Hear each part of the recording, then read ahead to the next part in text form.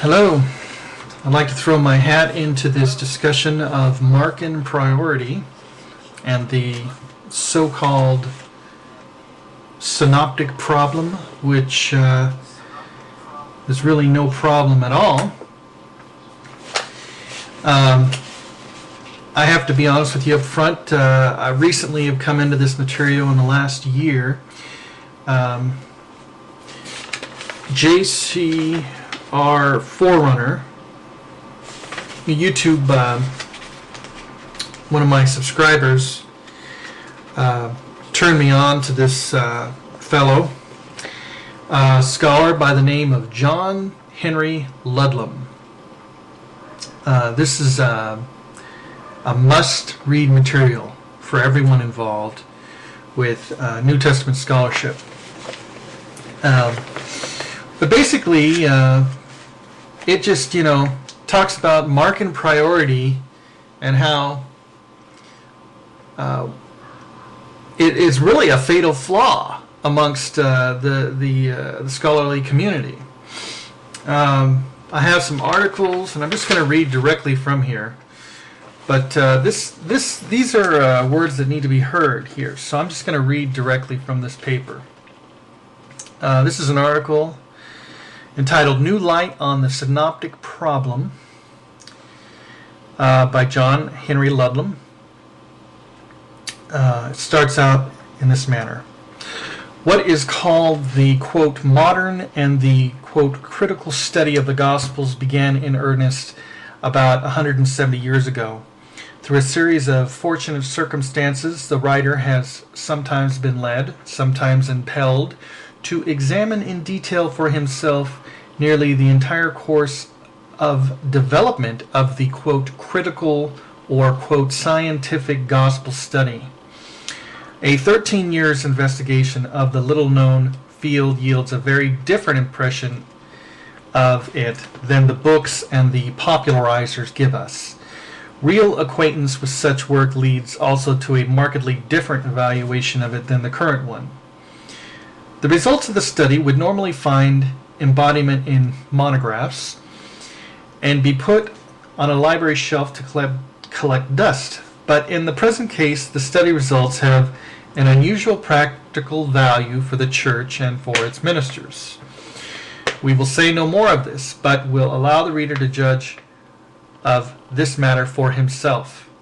Of all the views today regarded as, quote, assured, quote, established, quote, scientifically validated, end quote, and so forth, probably none has achieved wider acceptance among conservatives and liberals, fundamentalists and modernists alike than the Mark hypothesis.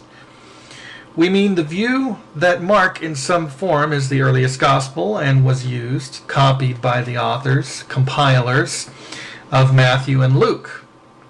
This view I once cordially embraced, quite without at first noticing that it involved several serious consequences. These may be mentioned briefly in passing.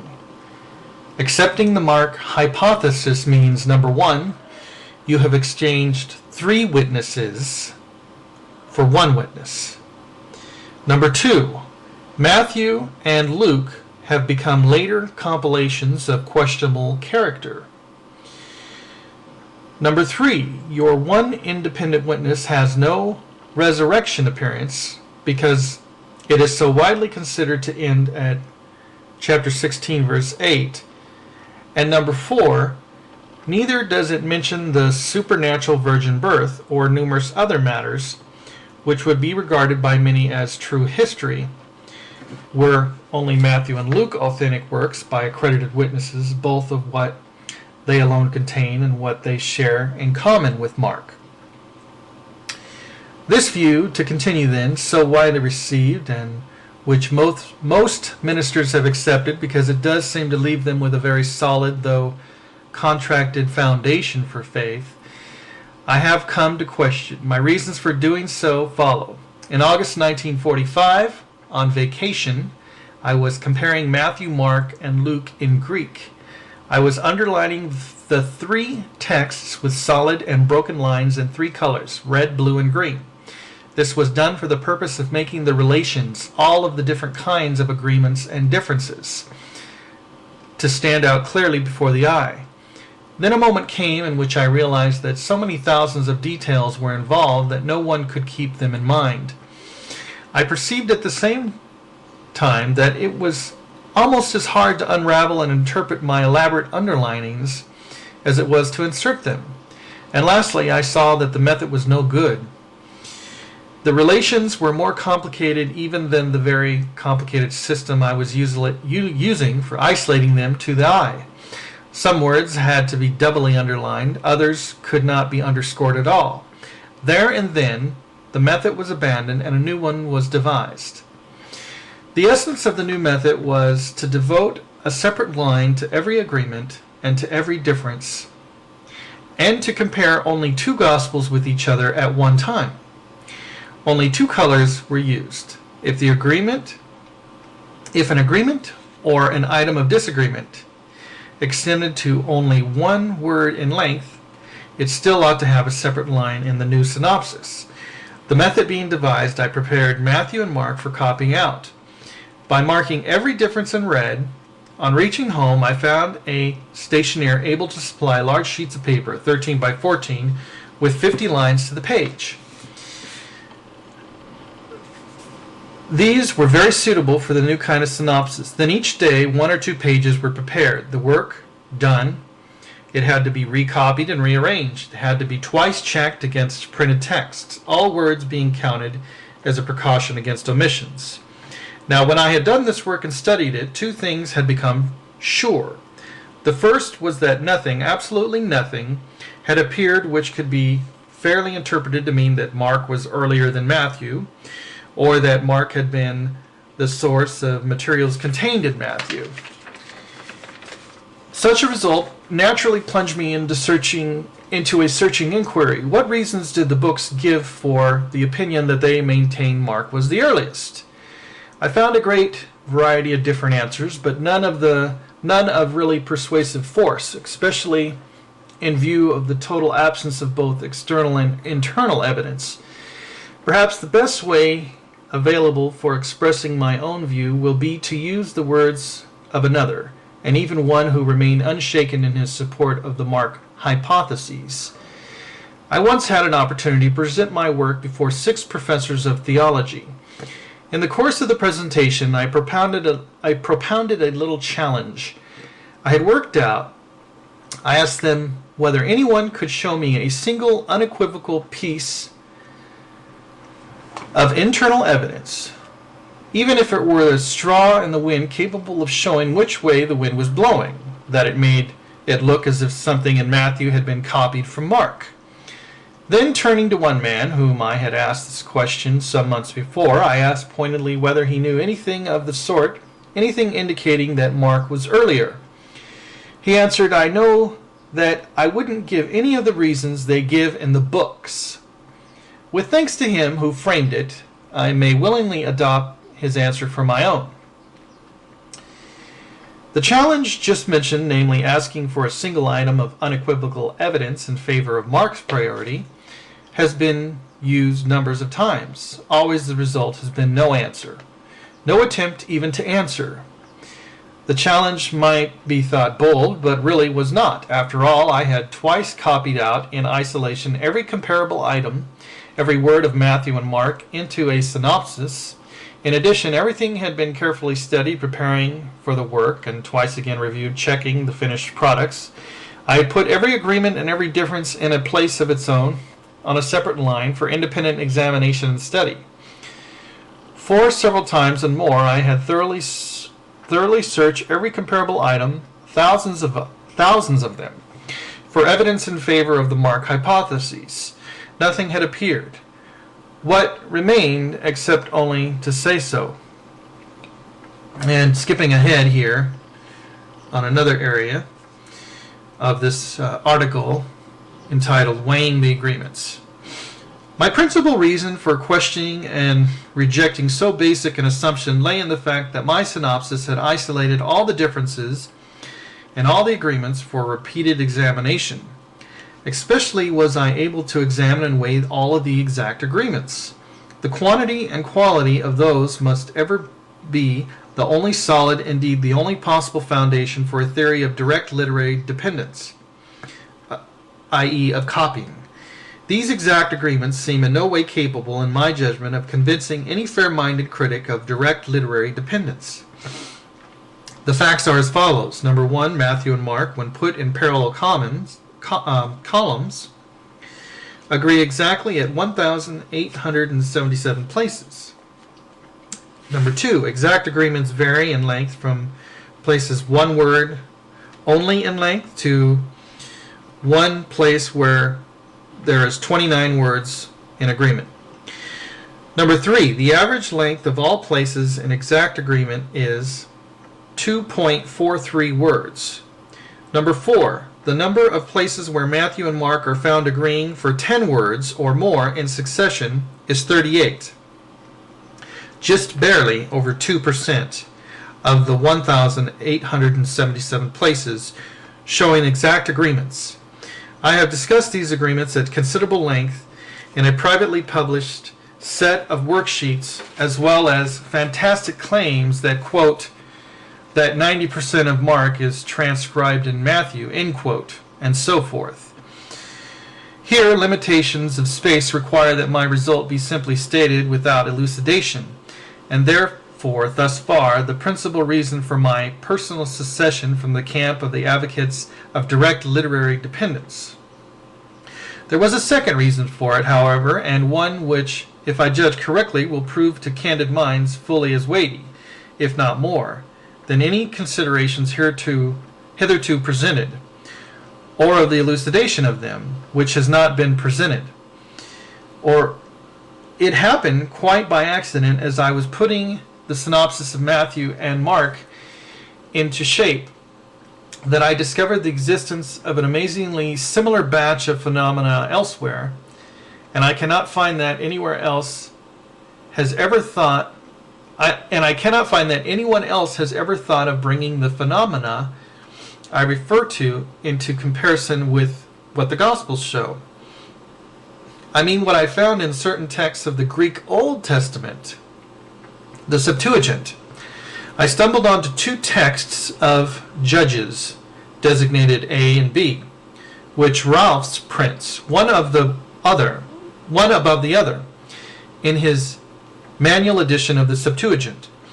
Once discovered, it was the work of but a few hours, with the whole range of gospel phenomena clearly in mind, to ascertain that the phenomena, both the agreements and differences presented by the two divergent Greek texts of Judges, were so astonishingly like those shown in the comparison of Matthew and Mark, that they must be carefully elicited, isolated, and studied for any light that they might have to throw on a developing critique of the dominant critical opinions in reference to the Gospels. The study was no sooner conceived than its execution began. At once an added incentive to complete it appeared.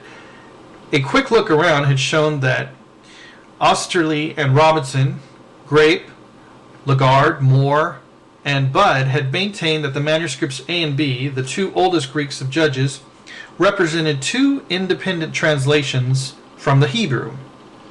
Theirs seemed to be, and I think is, the dominant scholarly view. The meaning of this will be obvious. Here we have, on the one hand, a dominant critical view of the Gospels based on an unquestioned assumption that one specific collection of exact agreements in Greek proved direct Greek on Greek literary dependence. The matter of a specific language is an important point to watch. In plain parlance, it may be put in this way. Scholars claim that a body of exact agreements in Greek proved that two of our first three Gospels were written in Greek by compilers who copied their materials from a source, Mark, written in Greek.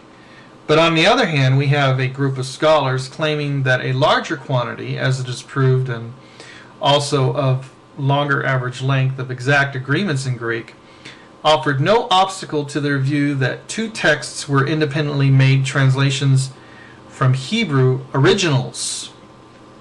That is, they held the exact agreements in Greek were due to chance. Then, contrast then, briefly, was this. So much exact agreement in two Greek texts proves copying from a Greek document, said the New Testament scholars. Twice as much as you have, reply the Old Testament scholars, would still not prove any such thing. The matter assuredly called for investigation. And so the article goes on, and John Henry Ledham has written much more than this. I'll put up a link here to JCR Forerunner's website for John Henry Ledham. But let's just talk about what I read here. I mean, yes, it's a mouthful. Yes, it's a lot of a lot to take in, but it's necessary. Here's the thing.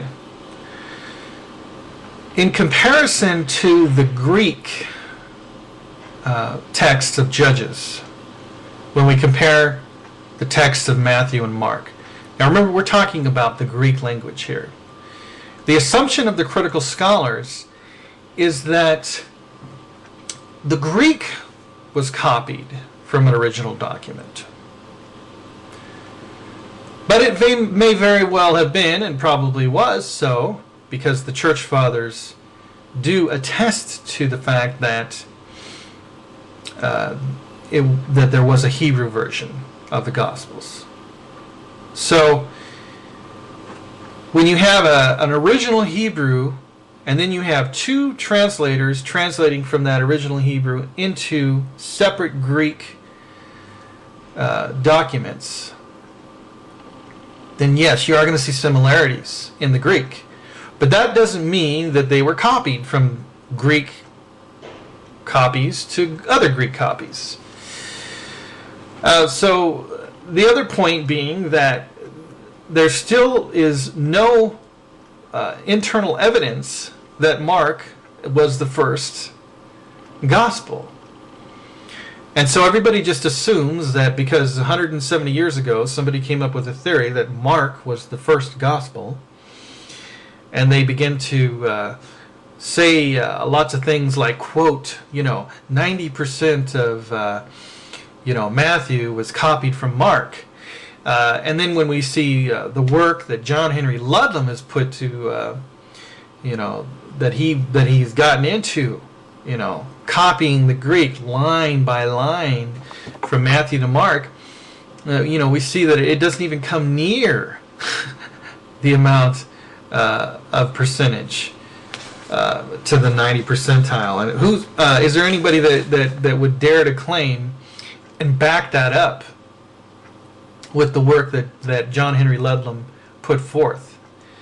So what we have, folks, is a method of scholarship, of critical scholarship, of a, quote, synoptic problem that is all based upon a Markan priority, which was never fully, assuredly given any evidence whatsoever. And if you don't believe me, do the study yourself. Prove to me that Mark was the first gospel.